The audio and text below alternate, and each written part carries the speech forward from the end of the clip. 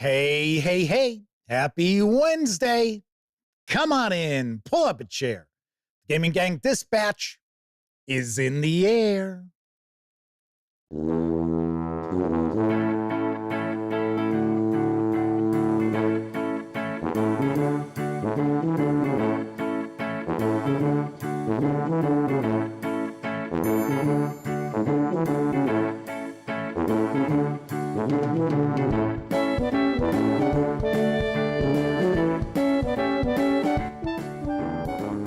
Howdy, gang, and welcome once again to the Duct Tape Studios.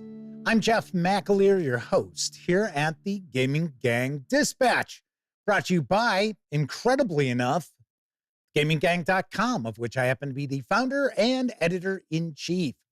Welcome aboard, everybody. Tonight is Wednesday, March 12th, 2025. This is live stream number 1164. If you're not overly familiar with the show, let me point out, super casual around here. We just hang out talking about the latest in tabletop gaming news, and then sometimes I'll pontificate about a topic related to our hobby. Maybe we'll jump on in and take a first look at a game or a role-playing game release. You never know. You never know what's cooking. So tonight, we're going to be discussing a topic. And I mentioned we'd be talking about a topic last night for tonight's show.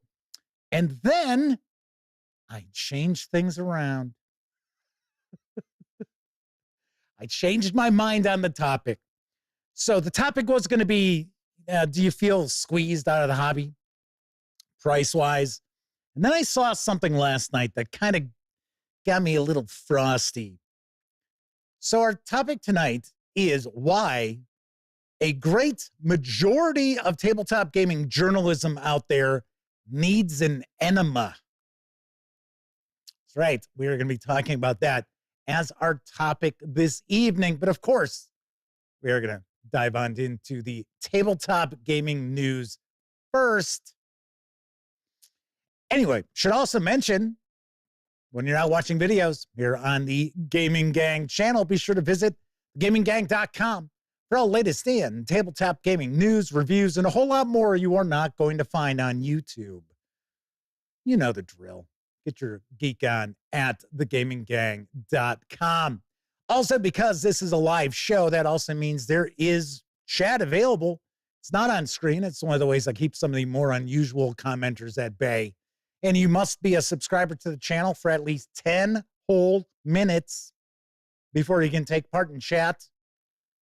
Another way I keep some of the more unusual commenters at bay. But if you happen to check both those boxes and you want to say howdy, maybe get a question, a comment, by all means, chime in. I will do my very best to respond. First out the gate tonight is Semper Buffo. That's right. I think this is maybe the first time Semper Buffo has been the first out the gate in chat. Pretty amazing. Pretty amazing. Sean O'Donnell is with us, as is Kathy Evans. Stephen from Roll for Combat is with us, mentioning they wrote me a few emails. Did I get them? I have not gotten anything from you, Stephen, outside of the promotional emails for your Kickstarter. I shot you an email back telling you I haven't gotten anything because I know you want to do a sponsorship of the show once again. I haven't seen anything. Last time I checked my email was probably about 3 o'clock Central Time today, but no, I hadn't seen anything. Hadn't seen anything. Keithulu is also with us talking about enemas. To quote George Takei, oh my. Gleeman RX is also in the house with us, as is LJ Constanzo. Yes. So welcome aboard, everybody. I also want to say hello to possibly the lovely and talented Miss Sarah D. She might be floating around in the shadows as far as our chat moderator who is on duty today. I think the Madman, I think this is one of his gaming Wednesdays. So I don't think we will see the Madman hanging around. So If Sarah D's in chat, then she's going to be the one who's marshaling you all. So you best watch out. Mark Hawkswell and Kevin King, as well as Kevin R. Smith. Double barrel Kevin's right off the bat here in chat, too. All right, so let's jump on into the news. The Arcane Library, many of you already know this, launched a new Kickstarter yesterday to bring an official setting to the Shadow Dark role-playing game. And I've got the skinny on the Western Reaches. Drive back the darkness in a perilous land of cursed forests, haunted deserts, and brooding jungles. Your legend awaits. The Western Reaches are an unexplored land of fragile civilizations, majestic landscapes, and forgotten horrors that lurk in the dark. In the Reaches, you could play as a painted witch from the steppes, hunting for the secrets to deeper magic. An armored knight from the City of Masks, guarding frontier villages from attack. A silent monk from the mountains, searching for the assassin who killed his teacher. A scarred pit fighter from the desert, looking to make her fortune outside the arena. Could be a quick-witted explorer from the jungle who can find any artifact for the right price. Or even a seafaring warrior from the Northern Isles who fights for the glory of the old gods. This sandbox setting is fast, elegant, and flexible in the signature Shadow Dark style. You don't have to memorize lore, you'll discover it as you go. The world moves and grows with you as you explore it. Plunge into the cursed, gloaming forest, searching for the mysterious knights who are said to stalk the demon-infested woods. And amazingly enough, as a Cubs fan, I know what the word gloaming means. The Homer and the gloaming. Anybody? Capture a pirate ship off the coast of the Tall jungle and sail it north, stopping to explore long-lost isles full of strange creatures and forgotten artifacts. Ride a silver camel through the Jurum Desert, following a treasure map you stole from a mighty sorcerer's tower in the fabled city of El Kish. Delve into the fathomless depths of the Shadow Dark, far beyond the reach of the sun, to learn what terrible wonders and alien horrors dwell in the deep. Scour the fetid mire swamp for old Uncle Grigor, who will teach worthy witches how to increase their sorceress power. Wear your finest costume to the ball at the Royal Castle in the City of Masks. There, you might be able to speak with the Duke himself. The Western Reaches are a vast and buried land, brimming with high adventure, grim secrets, and lost treasures. Characters could pursue knowledge, riches, salvation, power, revenge, or more. Their story is theirs to write. So I would have shared the video for this, but I got flagged for copyright when I uploaded it by itself to YouTube. So I'm like, okay, no video. But this Kickstarter has already raised, at least as of earlier today, over $1.2 million. In fact, that was probably within its first 24 hours. You can reserve a copy of the 2-volume set, A Player's Guide and Game Master's Guide for the Western Reaches, which includes PDFs, for an $85 pledge. If you want to just score the PDFs alone, you can do that for a $59 pledge. Now, if you want to score everything that's on offer in this Kickstarter, which also includes issues 4 to 6 of the Cursed Scroll zine, if you're not overly familiar with that, I did cover those. They're pretty good. They're pretty interesting. They're about 64 pages in length each, if memory serves. Anyway, if you want to grab everything that's available, you can do that for a $229 pledge through April 9th. Now, expected delivery on the digital items is going to be this July. That's a pretty nice turnaround there. And physical books and zines are slated to arrive in December. Very cool. Very cool. I will say, though, this Kickstarter is what kind of set me off on talking about tonight's topic. We will discuss. Sean O'Donnell is with us. Sarah D is lurking in the shadows with the glittery banhammer. Yes. Keith Ulu says, double the Kevins, double the fun. Two Kevins in chat. Kevin King says it seems a bit of popular Gen X name. Wallona's Cave is with us, as is 245 Trioxin. Coco B is also arriving on the scene. Kevin King says, if Shadow Dark continues to be popular, I may have to consider it to be more than a fad. Kevin R. Smith says, this shows it's got some legs. Kevin R. Smith says, now I want to know what story set you off. It was, okay, it's not necessarily a story that set me off. This is something that's lingered with me for a long time. I have revealed flashes of this in the past, but I think it is time for me to address this. You can tell me how you feel about it when we get to the topic of conversation tonight. But I am going to share some things that people may not necessarily be aware of.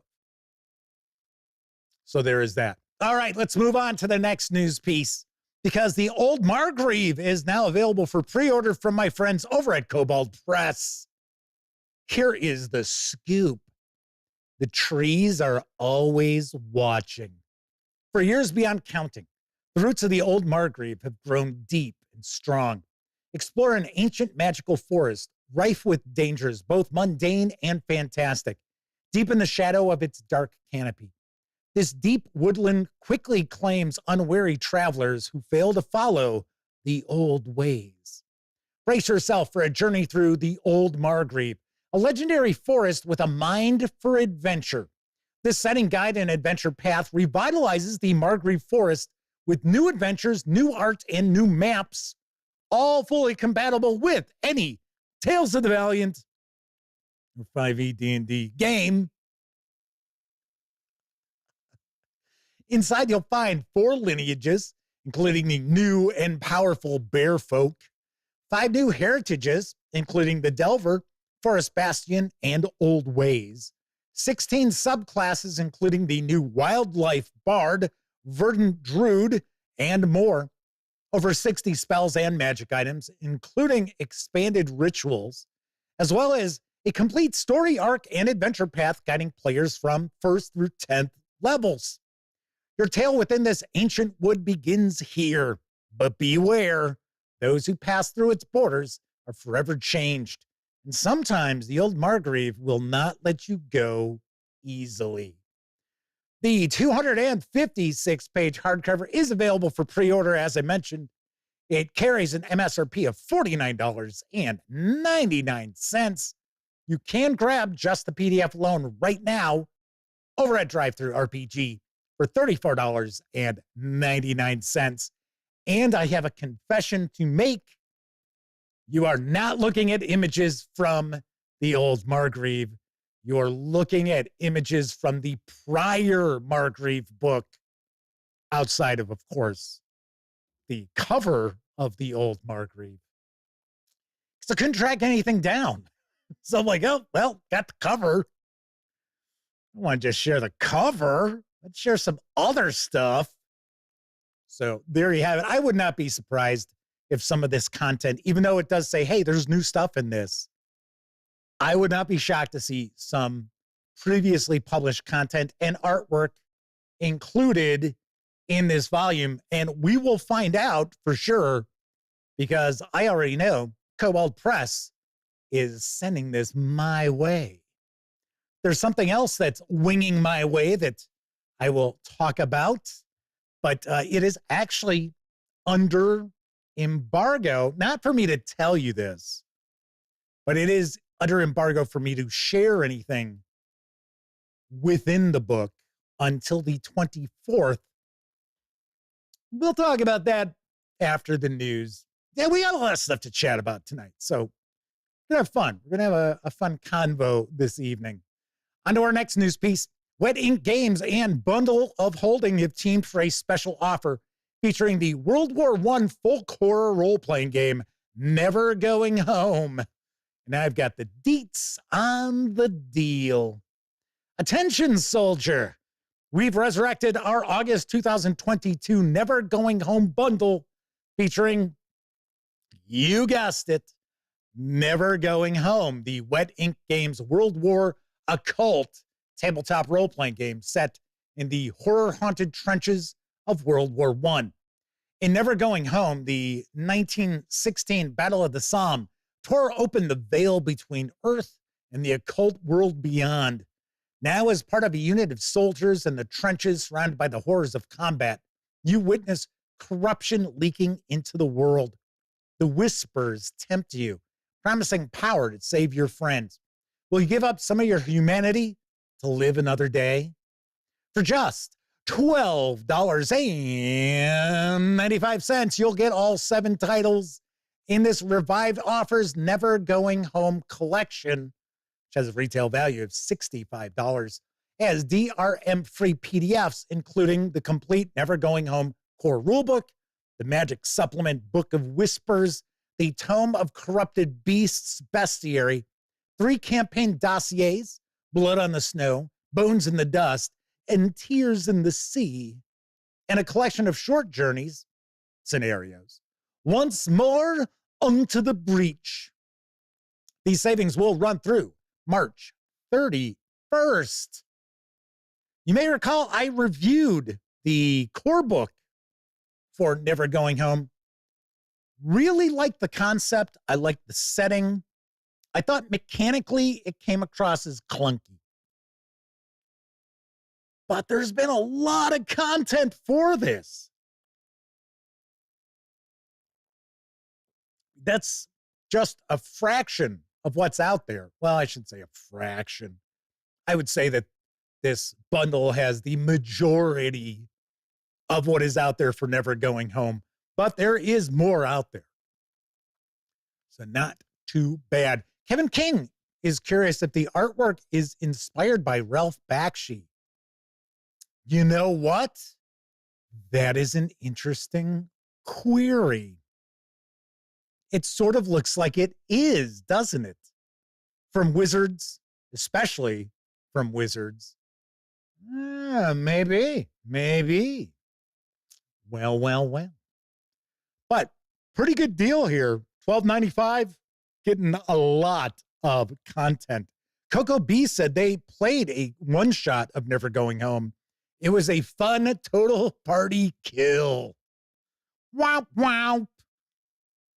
Yeah, I could see that happening fairly easily if things got out of hand quickly. Because you can very easily, if memory serves me correctly, your resources can run out pretty fast as far as what you've got involved in, like, especially if you got mixed up in combat. So Claimon RX says, nobody went home. Everyone never goes home. All right, moving right along. I've got another Kickstarter project which caught my eye. Now, of course, this is not, of the vast, appeal of, say, Shadow Dark's The Western Reaches. But I got to say, this looks pretty cool. And I'm talking about 2 Starving Gnolls and their successful backer kit. Did I say Kickstarter? I meant to say crowdfunder. To bring the Exorcist's Codex to Chaosium Inc.'s basic role-playing, or at least it's built on top of basic role-playing. And this is what I've found out. You're called to exorcise a possessed soul, and what you've long feared is unveiled. This is just the tip of a far more sinister scheme. An ancient demon is pulling the strings, and if you fail, countless innocent lives hang in the balance, and the course of history will be forever stained by demonic influence. In the Exorcist Codex, your primary enemies are the archdemons, ancient beings thought to have been banished ages ago, but who over the last millennia have silently returned to reclaim the mortal realm and its inhabitants. With the aid of their followers, the cultists, the archdemons steadily expand their influence and corruption, infiltrating every aspect of modern civilization, or at least modern late 19th century civilization. They will use every trick at their disposal to grow their power, and it is your task to stop them, or at least hold the demonic resurgence at bay. The Exorcist Codex is set in a dark horror 1890s setting where players confront demonic beings, cultists, possessions, and intricate demonic schemes.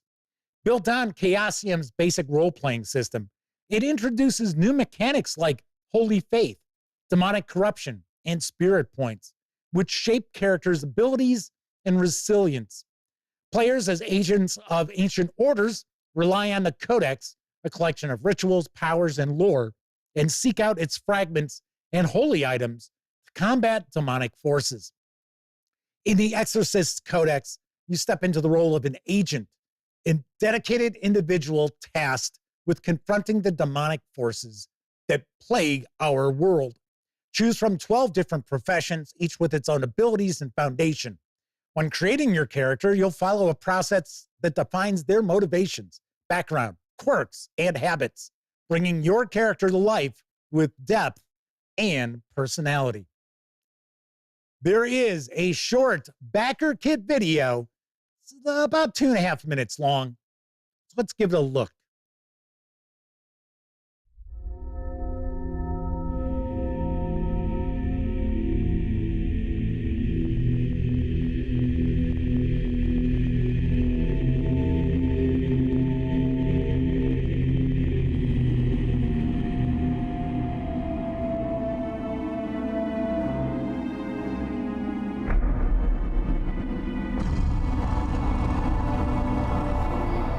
Exorcissude immissim spiritus.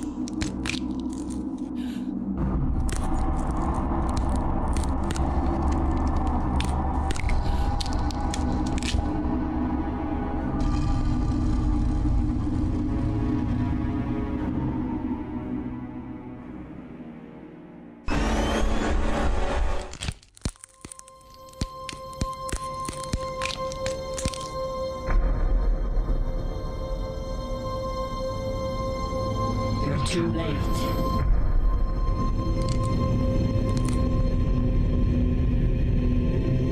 It's already here.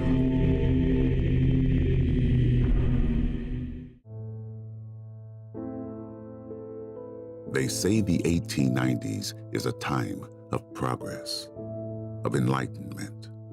But behind every gaslit street of Europe, something ancient stirs. Demons are real, and those of us who can stop them are far and few between. We are not just investigators. We are wardens, hunters, and the last line of defense between humanity and unspeakable evil. What is your role? Are you an exorcist, a guardian, a spiritual medium, or perhaps a demonologist like me? Uncover dark secrets. Confront ancient demons. Sacrifice everything. Will you survive the trials, or will you become the very thing you fear? Prepare your soul and bring the fight to the darkness.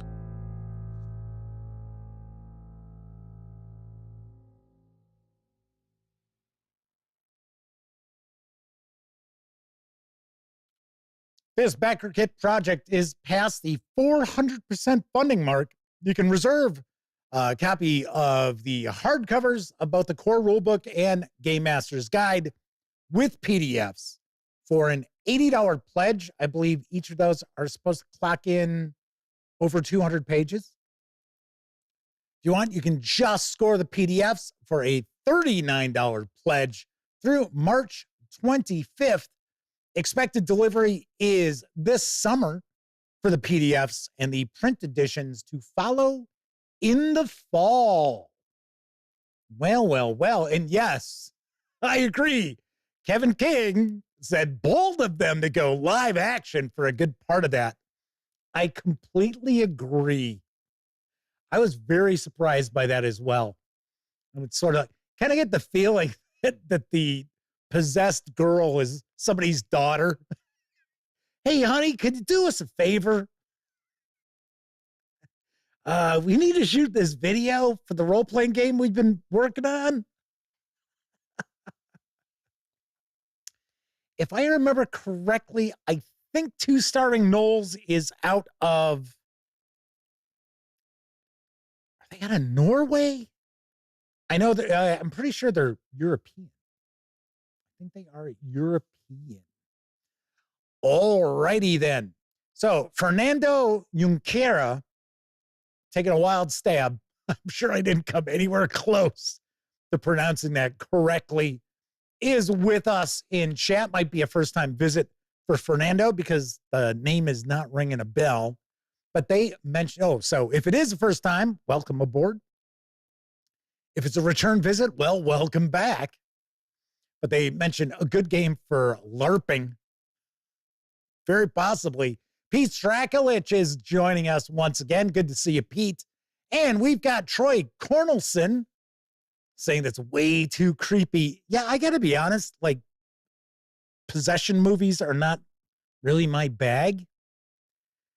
Elliot's nephew, who sadly passed last year, he would refuse to watch any movie that had any sort of demonic possession in it. So he had never seen Exorcist, nothing like that. I mean, granted, okay, so he saw like Ghostbusters, but that's not really, that's a comedy. But still, there is possession in that. So there is that. Tessie Trekkie is also popping on into chat, as has Dan Webb. So welcome, everybody. Chat is off and rocking. I think this might also be a first-time visit in chat for Troy. So welcome aboard. All right, let's move on to the final news piece, because now available in print and PDF from Goodman Games is Dungeon Denizens. It is available both for Dungeon Crawl Classics and 5e D&D. Here's the skinny. From out of the darkness they come, stalking and slithering, flopping and flapping. These denizens of dungeons, dark and deep, creep out to consume and destroy. And this time, they're after you. Dungeon Denizens is a monster of a book containing over 550 fully developed monsters for your Dungeon Crawl Classics role-playing game, or 5e D&D if you go in that direction. These monsters lurk everywhere. Dungeons, forests, swamps, oceans, mountains, cities, and even other dimensions. They provide plenty of opportunities for the judge to create challenging encounters for even the most skilled and demanding players. Each entry includes brand new full-color art, fully developed Dungeon Crawl Classics statistics, or 5e stats, ecology, evocative lore, and tactics. You'll also find 3 new spells, new patron information, new weapons and equipment, 15 new magic items, plus curses, monster templates, new critical hit tables, and more. The next time the characters open a dungeon door, surprise them with a Dungeon Denizen.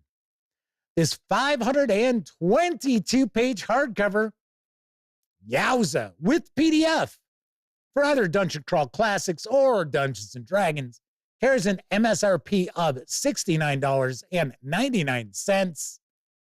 If you want to just score the PDF alone, you can do so right now over at Drive-Thru RPG for $48.99. And I will say, to my knowledge, I understand that this includes monsters from published Dungeon Crawl Classics adventures from Goodman Games, not third-party products, as well as takes on classic monsters and all new stuff that has never been seen before. So lots and lots of stuff.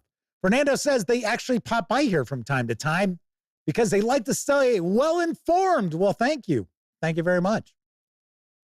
Pete Strakowitz says there are templates to create monsters as well. The Mercury Dragon is sick. Clayman RX says, $50 PDF. But I'll tell you what. I think what they're trying to do is they're trying to steer you to pick up that physical book. I mean, come on. $20 more? Okay, $21 more to be official. Pretty sweet. Pretty nice. Pretty nice. Sadly, I won't have an opportunity to take a peek at this. But I did want to share it. I did want to share it with you because honestly, this is a big release for Dungeon Crawl Classics. Alrighty, so that was the news for tonight. Of course, I was just talking about Drive-Thru RPG. Don't forget the Gaming Gang, thus the Dispatch is affiliated with the One Bookshelf sites. So if you are going to visit Drive-Thru RPG, Dungeon Masters Guild, Storyteller's Vault, Wargame Vault, any of those One Bookshelf sites, please stop by thegaminggang.com first. Click on one of our banner ads. That way, if you happen to make a purchase, I'll get 5% of that sale. And all those nickels, dimes, and quarters really do go a long way to keeping thegaminggang.com around. Also, if you like the video, if you dig the channel, if you find the Gaming Gang to be a valuable resource, hell, if you just like what we do, you can always stop on by paypal.me/thegaminggang to make a small donation. Hell, you can buy me a 2-liter bottle of soda.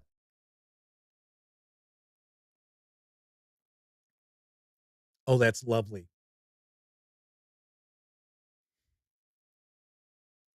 And so far this month, we've had a couple of folks pop on by and make not small donations. And that is Joshua Edwards and the Madman. So big thanks to them. But of course, a big thank you to all of you out there who either use, or I should say, either and. If you do both, that's cool too. If you happen to use those banner ads for the One Bookshelf sites, or if you pop on by paypal.me/thegaminggang, it is vastly appreciated. Or, of course, as Walona's Cave just did, a super chat. Dun, dun, dun. Although I always try to point out, and trust me, I really do appreciate super chats. I really do. And I know some folks out there feel that the super chat helps engagement or something. I don't know. It's possible. I don't know. But Google takes half. I mean, it's like, hey. Raphael Morius, not even close. I know I'm not even close, is with us in chat. Welcome aboard. So yes, there's some discussion of the weight of the 500-page book. Yeah, I would say pretty hefty. Let's see. I would say, I think the 3 volumes of Dark Tower for Dungeon Crawl Classics, I think that's a little more than 500, but not much. Not much more than, I think it wasn't at 520 or 522, something like that. Well. All right. So I teased a little bit about things that were arriving. First of all, I got a package today. I was shocked it actually made it here because the fine folks who sent it from Sweden had the town wrong. So it was like, I don't know if that's actually going to show up, even though you do have the zip code correct. But it was, I guess FedEx was able to suss it out. But I got the core book for the 4th edition of Cult. I know we had talked about this in the past as well, so got that. I also got their tarot deck. I would think it's used in some capacity with the game. And they also sent along the core book for the troubleshooters. I remember sharing news about this. I remember sharing news about it going to crowdfunding as well as when it came out.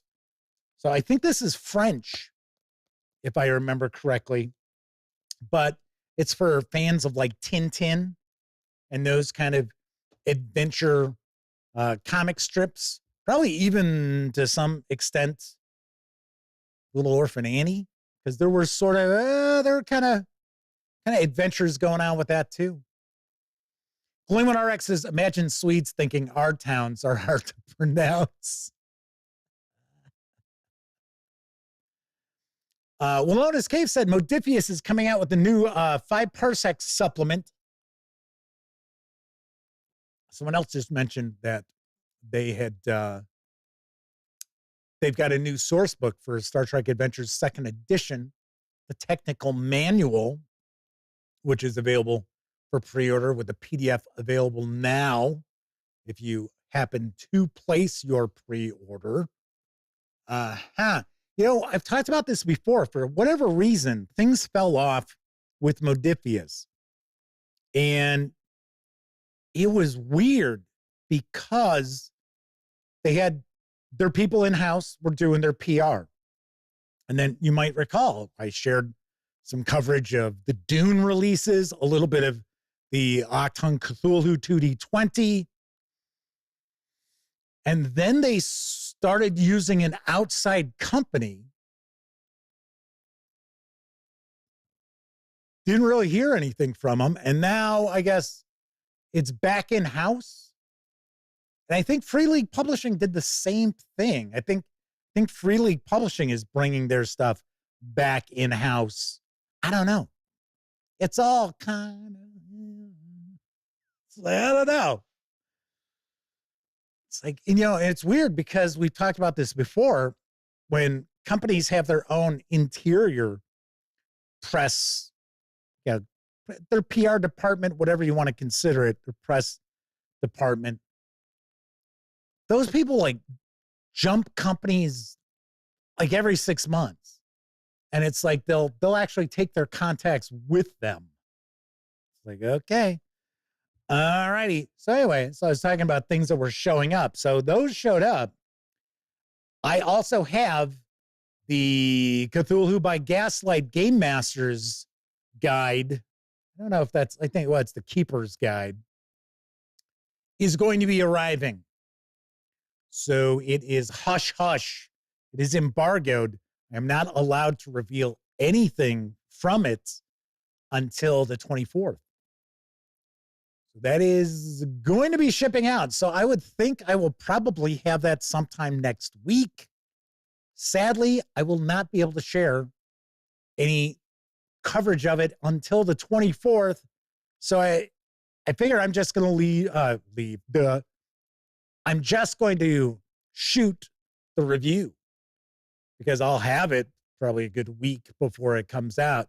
So I'll probably shoot the review, have the review ready, and then on the 24th, I will reveal that. Very nice. Very nice. All right. So tonight's topic is why a vast majority of tabletop gaming journalism needs an enema. We're going to talk about that in just a few moments. But first, I think it's time for a brief intermission. If I can click on the thing to get us over there. Hungry? Thirsty? The refreshment stand is open with everything to satisfy your taste buds. Here's the menu: the hottest, freshest, crunchiest popcorn, each kernel popped to its fullest with that real movie time taste. Cold drinks, you'll find your favorite ice cold, tasty, and thirst quenching. And hot dogs, hamburgers, and candy too. Now a short intermission, so you'll have time to make your selection before the show begins. Top quality hamburgers, the most popular snack in the country. We serve them plain or garnished to your taste. Hot dogs, the all-American favorite. Certainly we serve them, piping hot and full of flavor. Call for yours now. Hi, time for timer. What? No time for breakfast? Now look, since 6 o'clock last night you haven't eaten a bite. Come on, I'll show you why that's really not the way for a growing kid to start a busy day.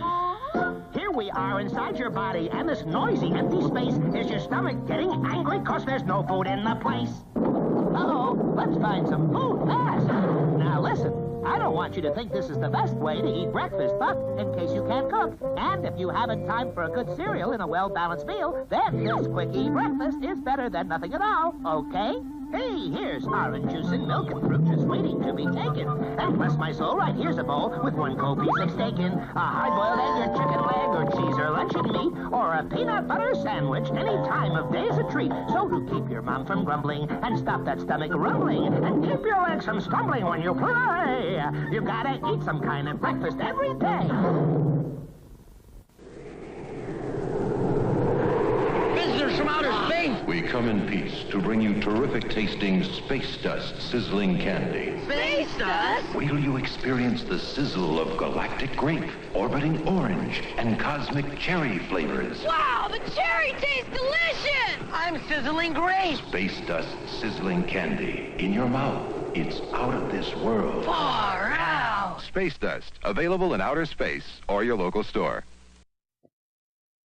Hey man, what makes you so square? I don't dig Wilkins coffee. You should, it really swings.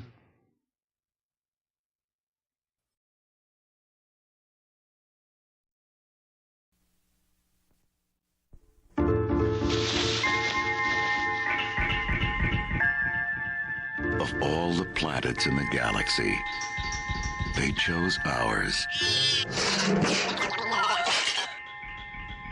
They hide in small places. This phone is dead.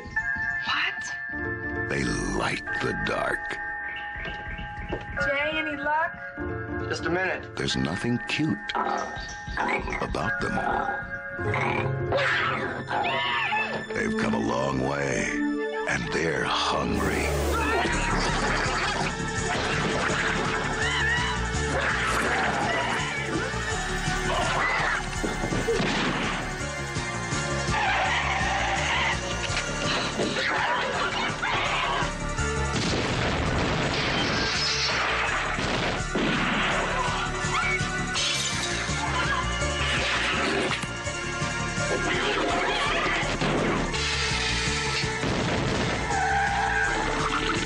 Dad's all torn up and Mom's got like a harpoon sting in her neck and they're getting bigger.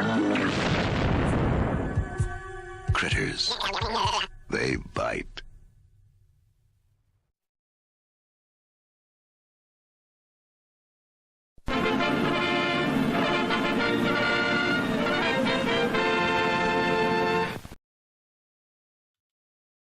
Yes, that was an acid trip for space dust. Funny story about that. I remember as a kid on vacation during the summer. And this is back in the day when, you know, a middle-class family could have like a spring vacation and a summer vacation. I know some of you remember those things.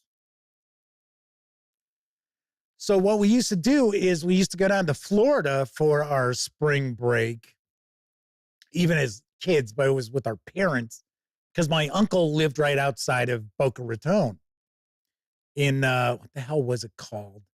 Deerfield Beach. I think that was the name of the town he lived in. And then normally in the summer, we would go out to California and drive. We would drive.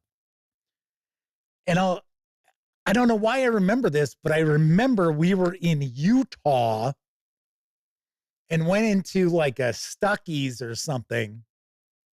And my brother and I both got a pack of space dust, which was not Pop Rocks. It had the same effect as Pop Rocks, but it was not Pop Rocks. So,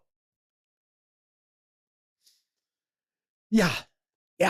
Doom Collins says, good Lord, that takes me back. Love Fist is with us, says Space Dusted. Then they changed the name of it. because I guess people were kind of freaked out about it because it was too much like angel dust, space dust, angel dust. It's like, okay. So I'm trying to remember what they called it after that. I think it was called cosmic.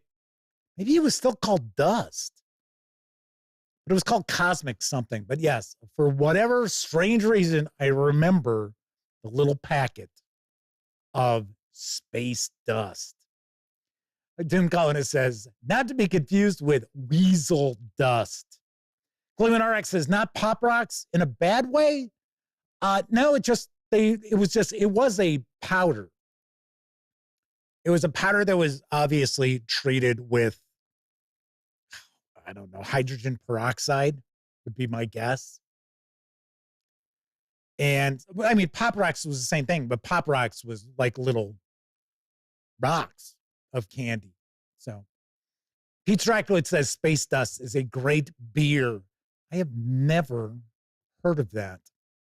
All right, so let's get into our topic for tonight, because tonight's topic is why so much tabletop gaming journalism out there needs an enema. And when I say it needs an enema, it's because it stinks and it's full of shit. So let me just make sure I'm clear about that. I also want to point out there is probably going to be some adult language.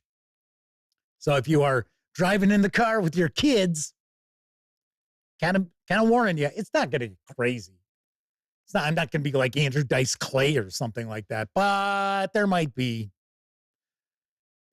an F-bomb or two that gets dropped. I don't know. We'll see how this goes. So originally we were going to have a topic tonight where we would talk about, do gamers feel that they're being squeezed out of the hobby, mainly because of the pricing increases. And then last night I was putting some finishing touches on our news for today.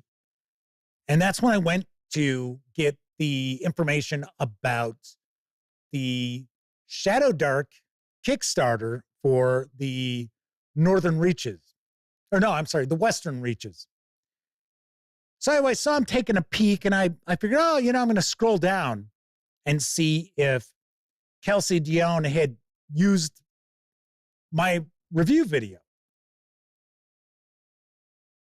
which I think last I took a peek, it's probably about 5,000 views on that. So I mean, not terrible, but Tessie Trekkie says, Jeff, embrace your inner Australian. Use the appropriate language. Yes. Dan Webb says they remember as a kid, they used to think they'd blow up if they swallowed Pop Rocks and drank a Coke.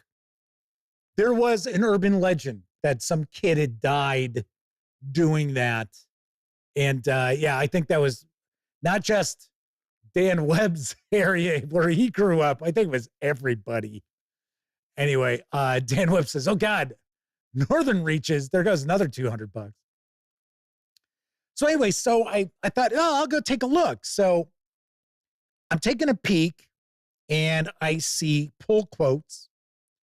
And first pull quote is from Forbes. Second pull quote was from Gizmodo or Polygon. Third pull quote was another from Forbes. And then the Gizmodo. And then there was Professor DM, DM Dave. There was a video from, I want to say it was Ben. God, what now? Why can't I remember his last name? Questing Beast. And Ben Milton. Isn't that it? Isn't it Milton? Reading Aids with us in chat. Good to see you. Welcome back. So, of course, no mention from me, which I'm like, oh, really? Come on. So that kind of irritated me because, you know, funny enough, Chaosium Inc. will actually pull quotes from my reviews on their products, on their books. And then you've got other publishers who it's like, what was the point of sending me a review copy? So anyway, but like I said, that just kind of irritated me, but I'm kind of used to that. Stephen from Roll for Combat points out, yes, it is Ben Milton. Gleeman RX said the same thing. Stephen said they posted my videos in their Kickstarter. Yeah, because isn't that the point of sending somebody a review copy? But that wasn't the thing that really irritated me. What really irritated me was pull quotes from fucking Forbes. Fucking Gizmodo. Fucking Polygon. So one thing that was kind of a problem with me is that every pull quote was from somebody outside of Ben Milton who has their nose stuffed so far up Wizards of the Coast's ass that they all have an affiliation with Dungeons and Dragons. Because as Stephen from Roll for Combat will attest, if you do videos about D&D, if you do articles about D&D, people will look at it. You will get eyes on them. Writing about other games, not so much. You could write about Call of Cthulhu all day long and you will get maybe 1/20th of the eyeballs on that. So the thing that irritates me is that we have so much tabletop gaming journalism out there, which is what's known as pay to play. Forbes is well known as an outlet that is pay to play. Forbes back in the day was a hugely respected financial magazine.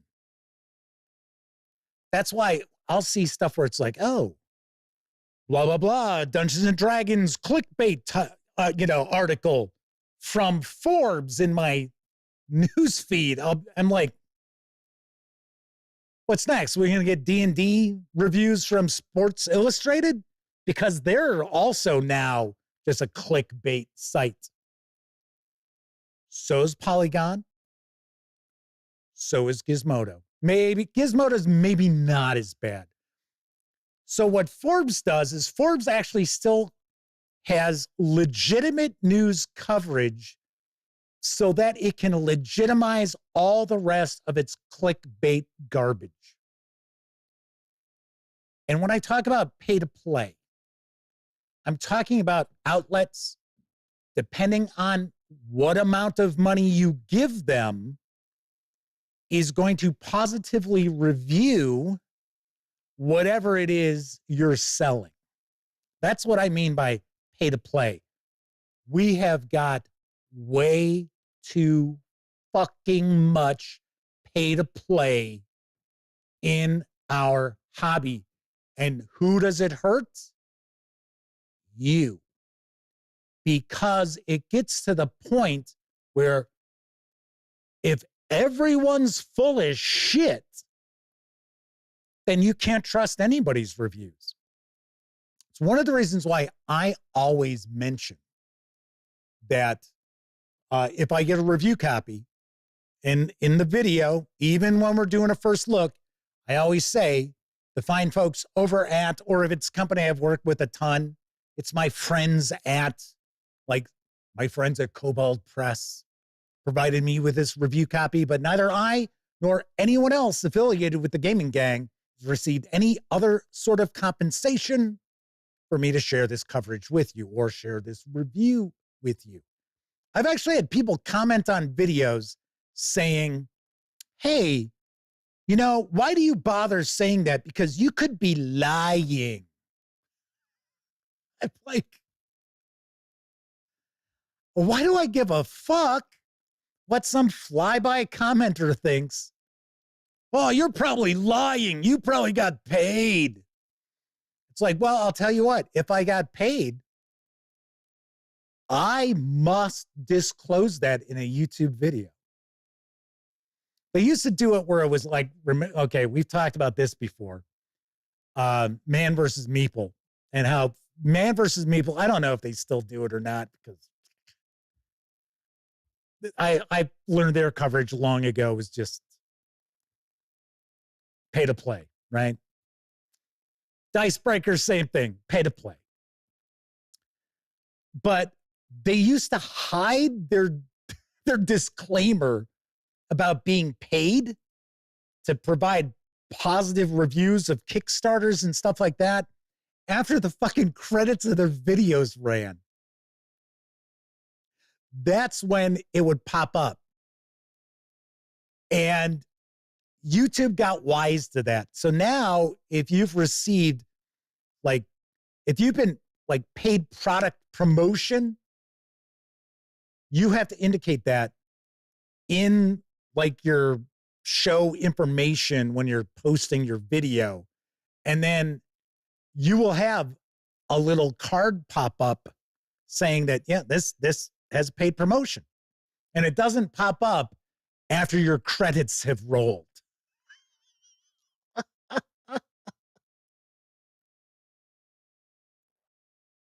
Walonis Cave asks, am I willing to accept compensation? Yes, I have and I do.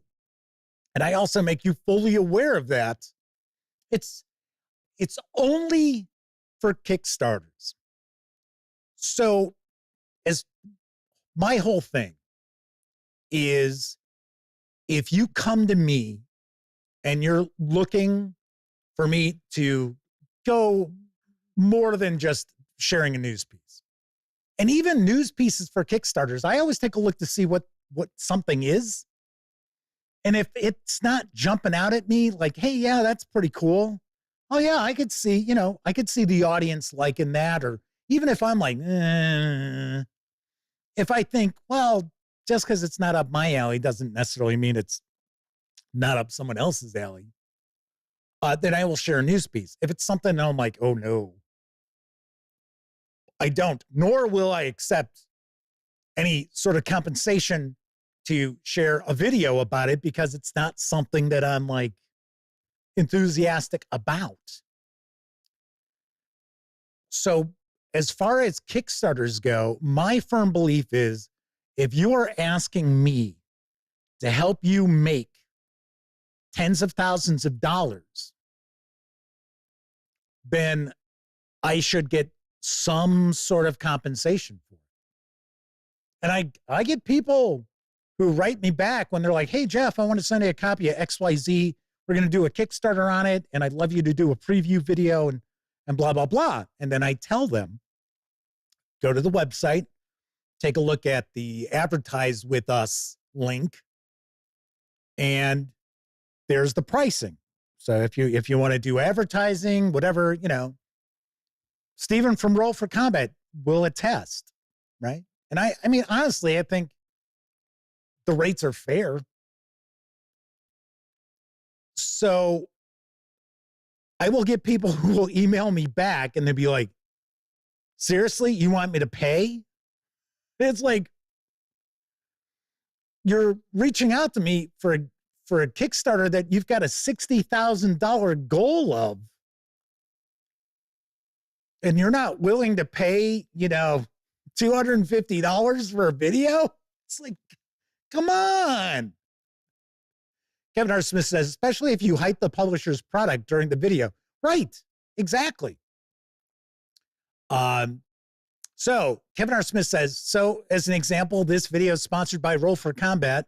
If Roll for Combat sponsored the video, right? I reveal that. I tell you, I do an ad, right? We had Polar Vortex. They were our sponsor. Pointed that out right away. Now, they were just a sponsor, it was not a paid product promotion. Well, I guess it would be. I did mark it as one, but it's kind of like, yeah. Kevin King says Diet Right doesn't count as soda. Relighter Gamer is with us. Said, I thought your videos were sponsored by soda. Yes, they are sponsored by 2-liter bottles of soda. But yes, I do accept compensation, and I always make sure that any viewer of that video is made very aware of it within the first 90 seconds of that video. So Dan Webb says paid sponsors don't make you a shill. No, that is absolutely correct. A paid sponsor does not make anyone a shill. It makes someone have a sponsor. Like everything that you would see on television.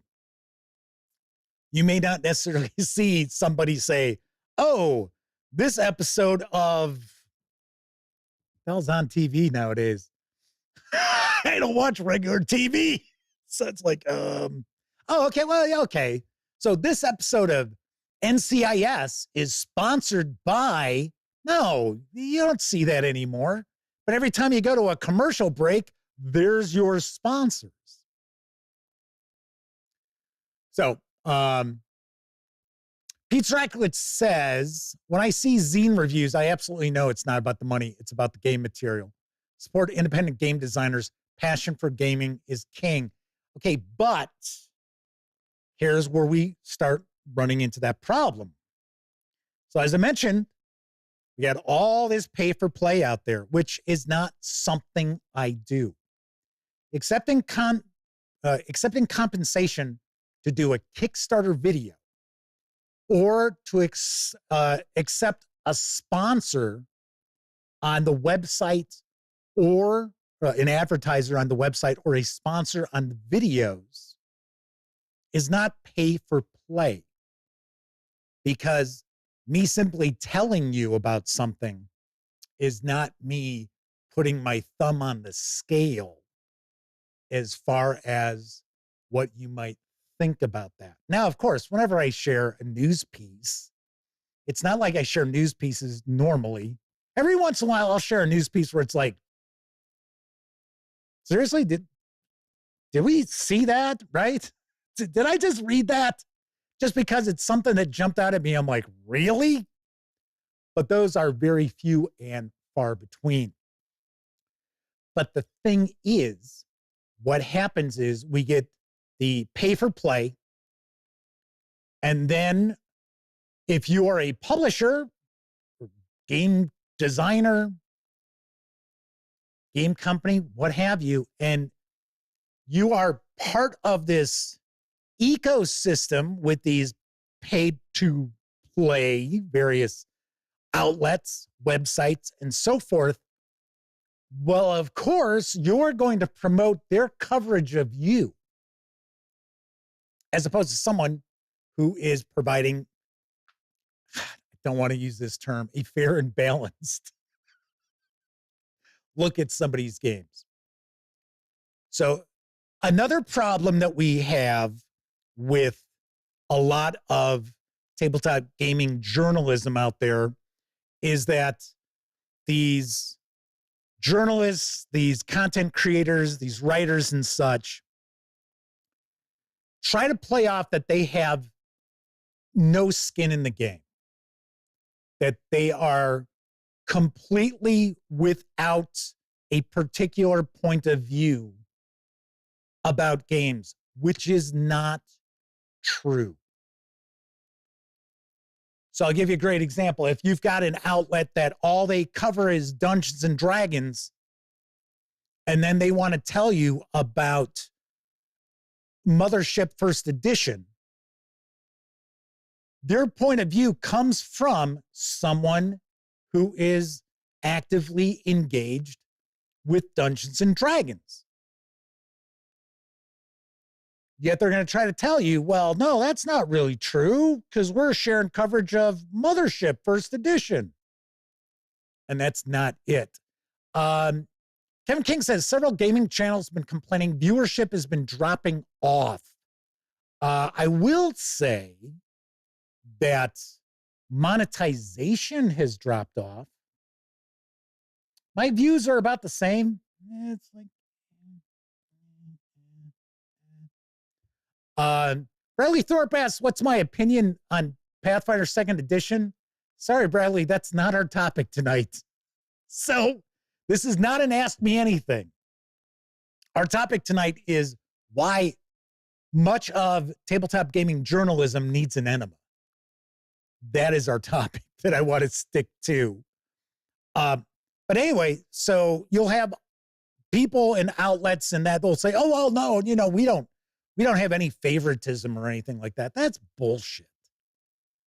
That's bullshit. Like me, right? I have run Call of Cthulhu for over 40 years. So yes, I skew more favorable to Chaosium Inc. Now, does that mean I'm not going to provide what I believe to be an upfront and honest review? No, that doesn't mean that. It just means I tend to dig Chaosium Inc. releases. I skew towards the basic role-playing system as opposed to maybe a 2D6 system or a dice pool system. Not to say that I can't appreciate other games. So there is that as well. But as far as with the outlets out there, like say, as an example, and I don't really know much about, say, like Dice Breaker, outside of the fact that they came out of nowhere. Now, granted, I do understand that their parent company is the same company that owns Rock, Paper, Shotgun. So they had that leg up. But they came out of nowhere and within 72 hours had like 60,000 subscribers. Something smells fishy there.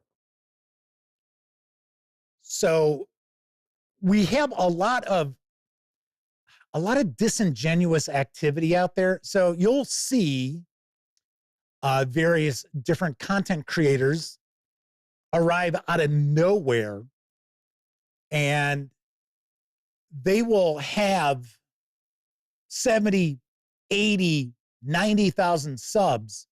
And then you look at their videos, and their videos have 120 views, 200 views. Now, I'm not knocking low views, right? Because I got plenty of videos that I've made over the years that have not pulled in tons of viewers. I mean, come on. We understand that.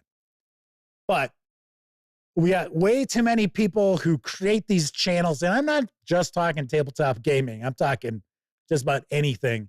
And then they will go and pay to have subs added to their account. They'll actually pay to have views on their videos.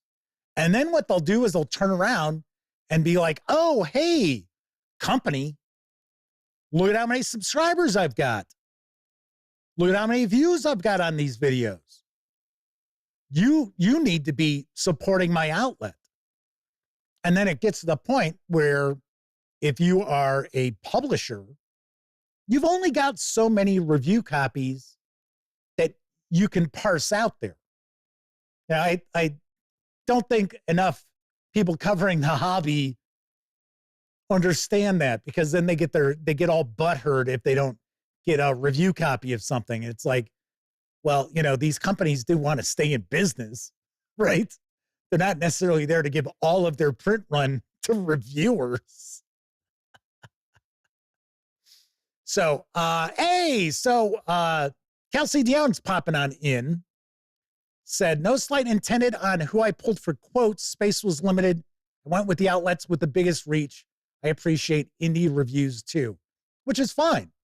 Like I said, it was the fact that these are well-known outlets out there that are pay for play is the issue. And with companies out there, publishers of all sizes, who will sit there and turn to the Forbes and the Gizmodos and stuff like that. So yes, with a lot of reach, I understand you're talking about with the most reach, but how much of that reach is actually legitimate? That's not like, for an example, if you sit there and you look at your news feed, if you've on your phone, if you've got one, most people do, you will find that those outlets have paid to get into that news feed. So it's not like the most legitimate things that are getting eyes in front of them. So, so Steven says, damn girl, get some sleep. So yeah, so it's not necessarily a beef. I didn't say Kelsey paid anything, but I said these are well-known pay-for-play outlets. You can look this up. I'm not making these things up. And I'm certainly not doing this topic as like to point the finger at the Arcane Library or anything like that. I just shared a news piece about the Kickstarter to lead off the show. So if it was something that was like, oh, bad Kelsey, it's not what I'm doing at all. But I am pointing out that there is a lot of bullshit out there as far as the journalism around this hobby. And, you know, you may not think so, and that is well within your prerogative, but it does exist, and gamers out there see that.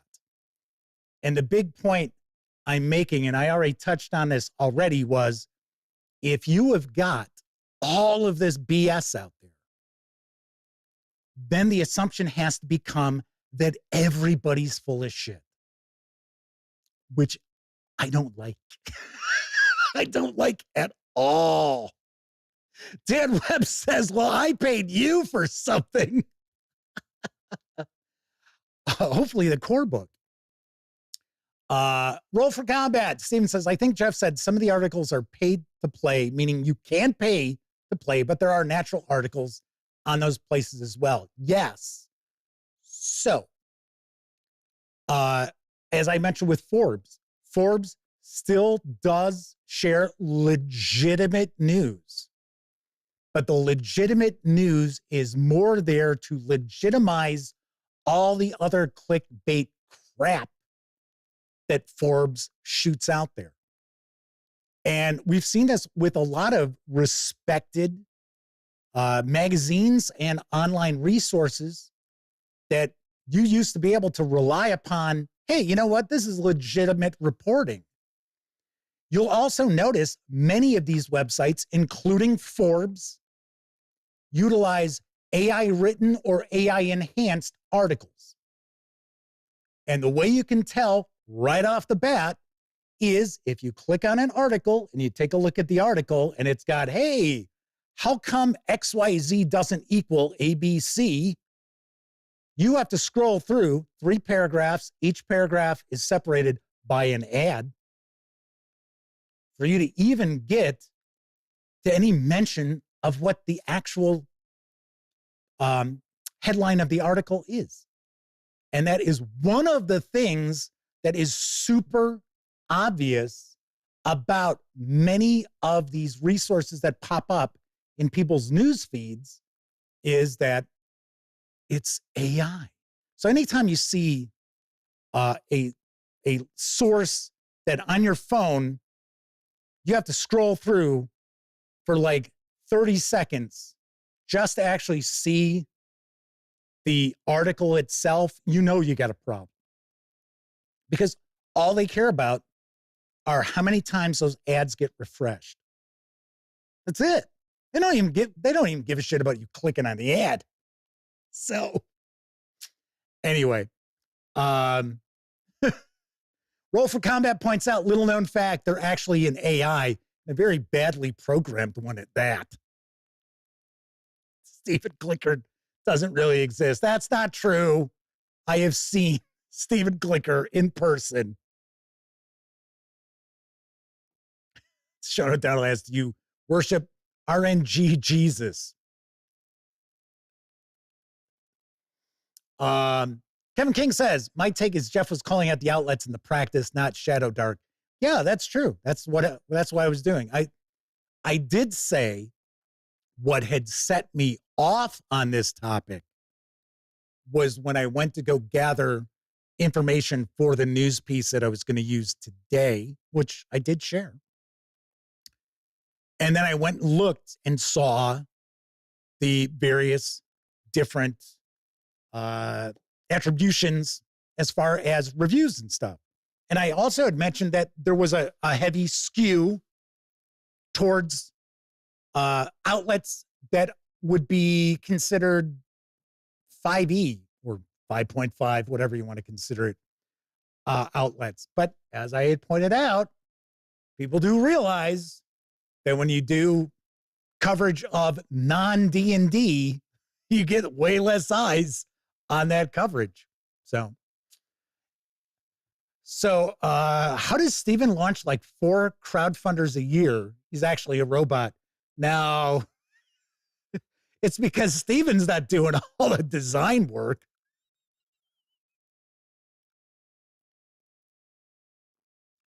Gleeman RX says, admittedly, Forbes reviewing tabletop role-playing games seems off-brand for a financial magazine. It's not a financial magazine anymore. That's why. I refuse to buy that next Pathfinder module until I see Wall Street Journal's review score.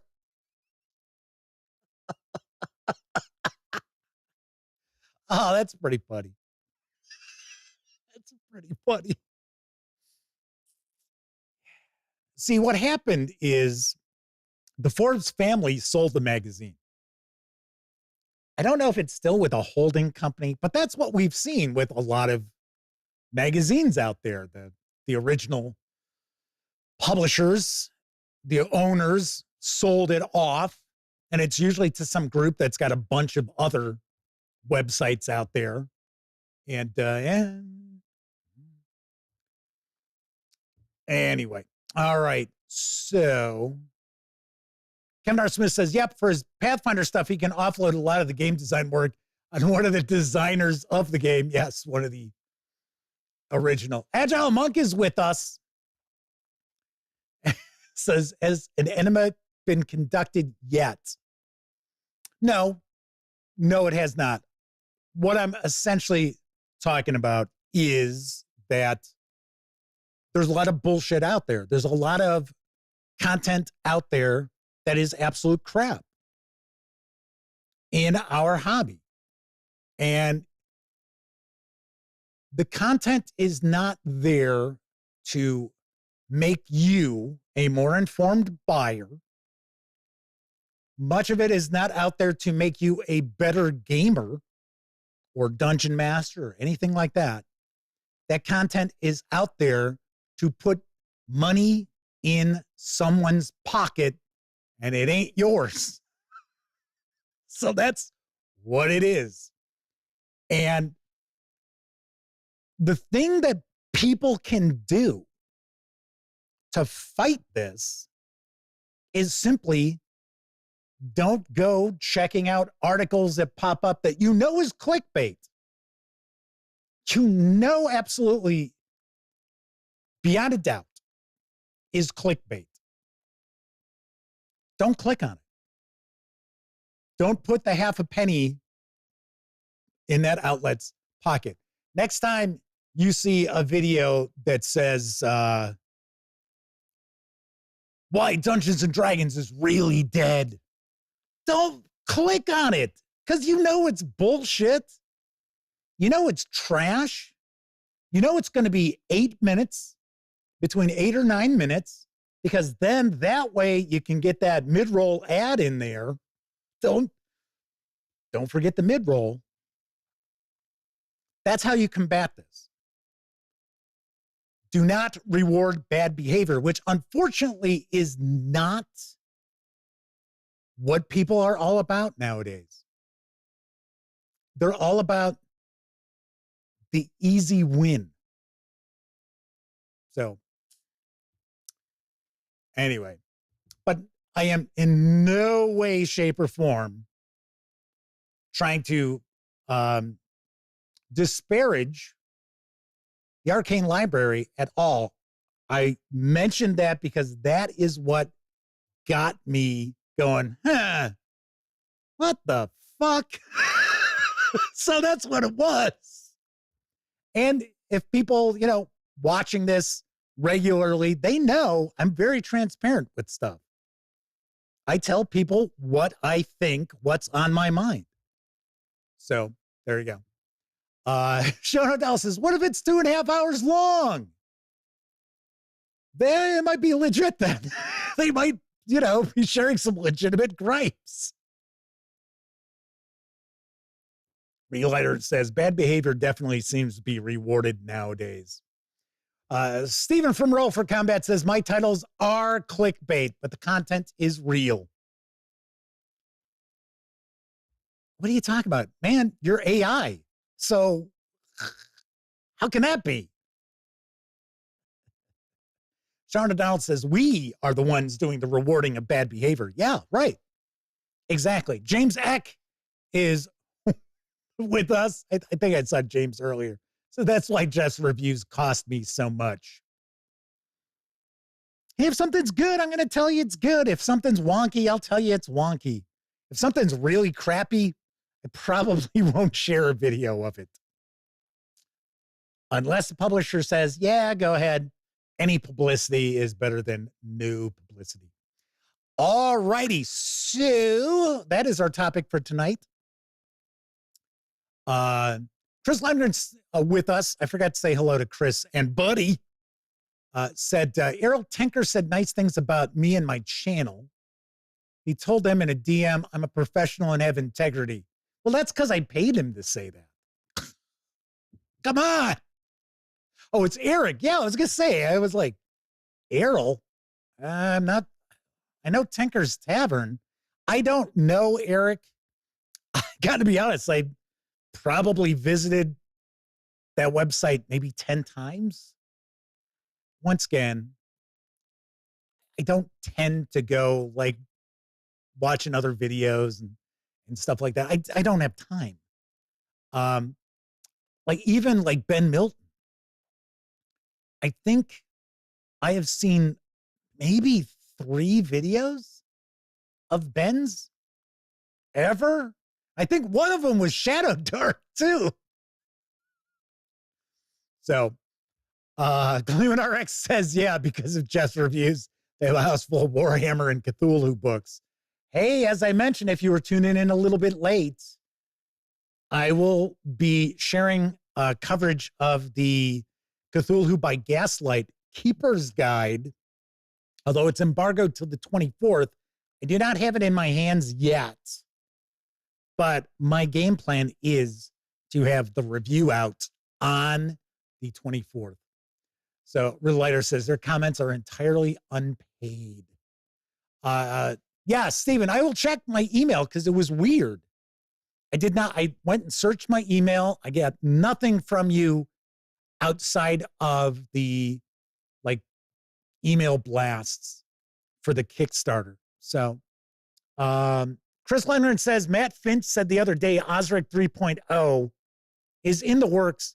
It's going to take a couple of years to remove the open game license references. Kevin R. Smith says, we need to find out why Roll for Combat's emails are going to my spam folder. They're not. They're not going to the spam folder. I run my mail server. So it's not like I'm getting it forwarded from something else. It's not like I've got an email address that's really Gmail. Now I actually run my mail server and I am getting all of the nonstop promotional emails.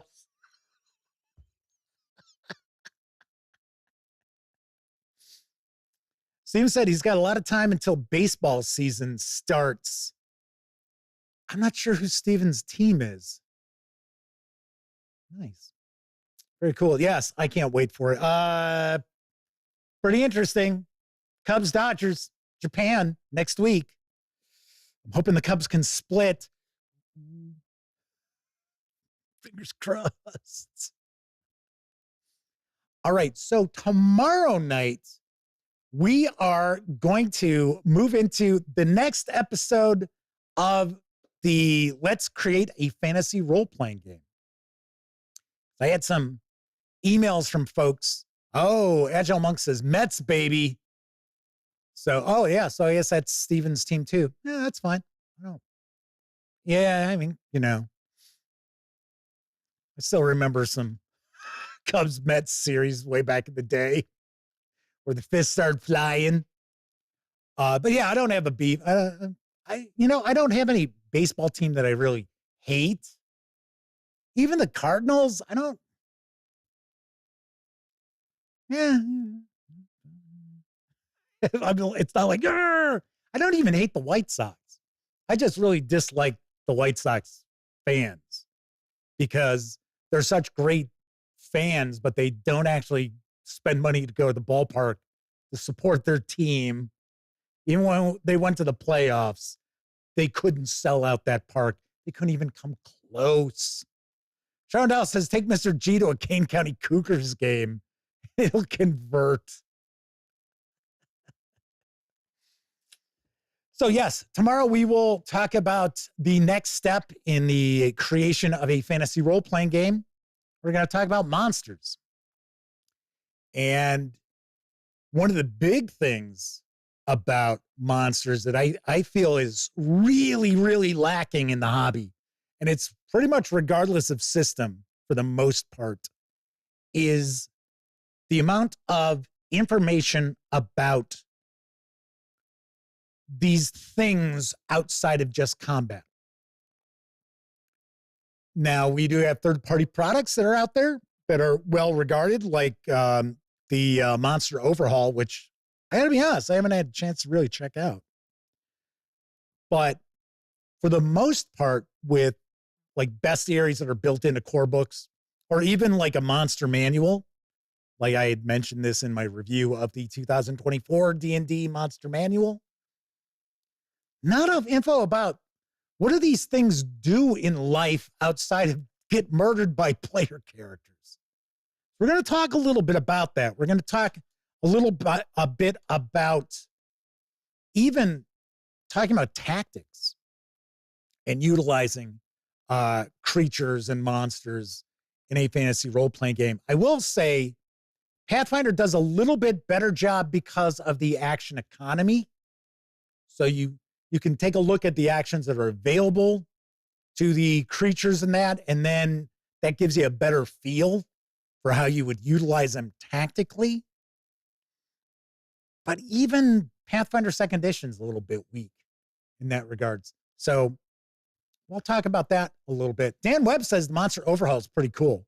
They are a sucker for monster manuals. Most people are.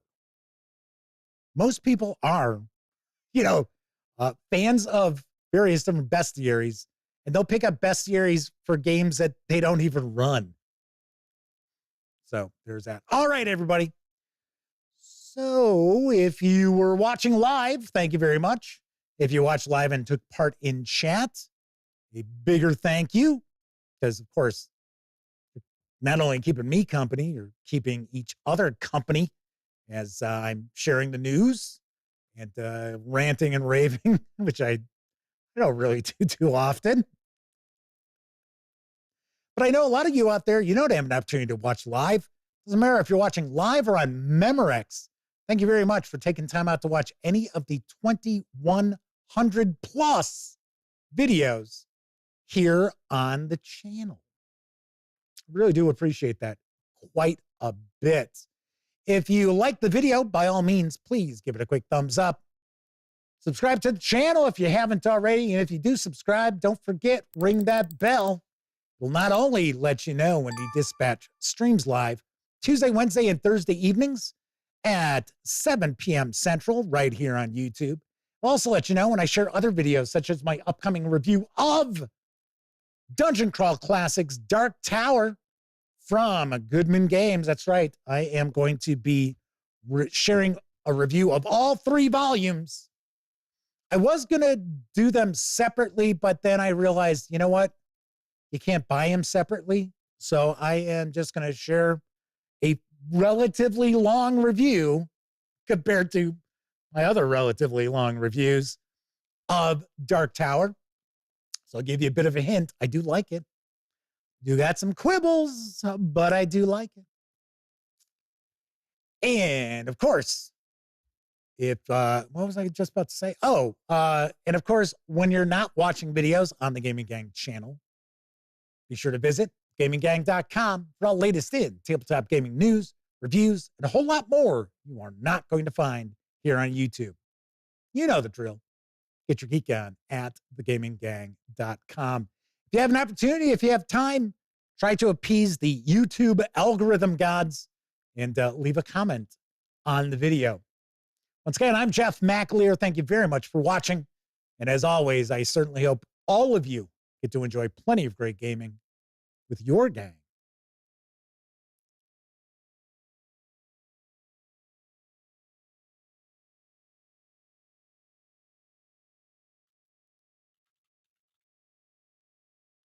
Hey, that was weird. How did it jump back there?